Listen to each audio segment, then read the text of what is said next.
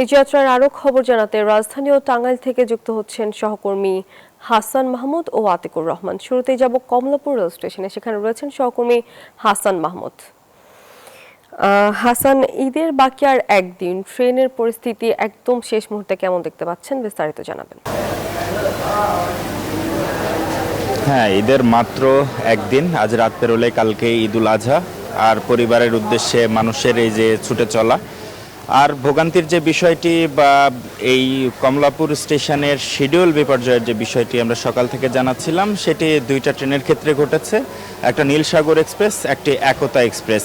Nilsagar express 3 ঘন্টা বিলম্বে ছেড়ে গেছে, আর একতা এক্সপ্রেস কম বেশি 1 ঘন্টার কাছাকাছি এই সময়ে বিলম্ব হয়েছে।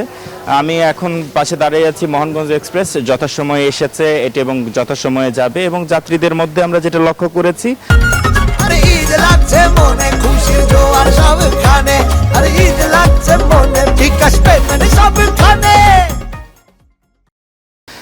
তারা মানে যথাসময়ে টিকিট সহ ট্রেনে তারা ভ্রমণ করবেন এবং ট্রেনে আসাতে তারা বেশ উচ্ছ্বাস প্রকাশ করেছেন। তারা পরিবারের কাছাকাছি যাবেন, খুব অল্প সময়ের জন্য হলেও তারা পরিবারের সাথে ঈদ আনন্দটা ভাগাভাগি করতে চান।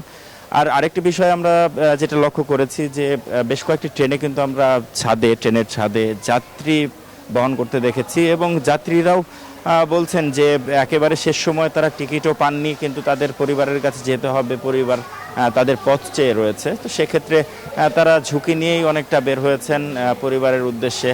আর আরেকটি বিষয়, এখানে রেল কর্তৃপক্ষ, রেলওয়ের যিনি মহাপরিচালক তিনি পরিদর্শন করেছেন, একই সাথে স্টেশন ম্যানেজার যিনি আছেন তিনিও পর্যবেক্ষণ করছেন প্রতিটি যে রেল লাইনগুলো রয়েছে সেখানে।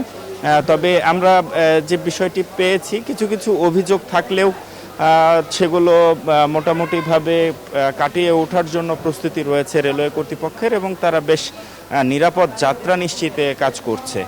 আমরা এবার সড়ক পথের ঈদযাত্রার খবর জানতে যাব টাঙ্গাইলে। সেখানে আছেন আমাদের সহকর্মী আতিক।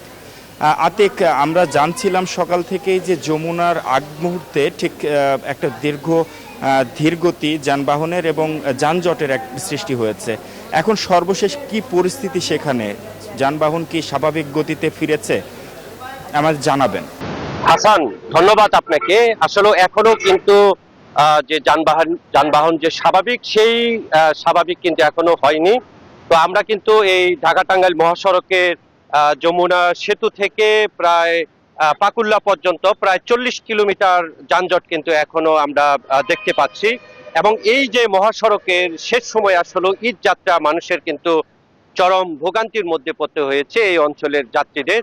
আমরা যাত্রীদের সাথে কথা বলেছি, তারা আসলে আমাদেরকে জানিয়েছেন যে চন্দা থেকে 2.5 ঘন্টা এই যে আসলে যানজট আমরা দেখছি, অর্থাৎ সকাল থেকেই কিন্তু একই অবস্থা আমরা চিত্র কিন্তু লক্ষ্য করেছি। এবং এই যে এখন কিন্তু যানবাহন কিন্তু তারা বন্ধ করে এখানে, এখন কিন্তু যানবাহন কিন্তু পুরোটাই কিন্তু তারা বন্ধ করে এখানে প্রায় ঘন্টার পর ঘন্টা কিন্তু বসে রয়েছে।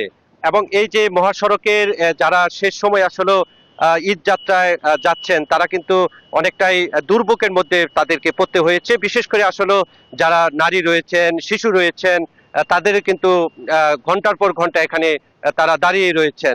এই যে শেষ সময় আসলে ঈদ যাত্রায় এই মহাসড়কের প্রতি ঈদেই কিন্তু এরকম দুর্ভোগের মধ্যে পড়তে হয়। তবে এবারে ঈদে কিন্তু আসলে বেশি তাদের যে যানবাহনের যে চাপ, সেটা কিন্তু আমরা লক্ষ্য করেছি।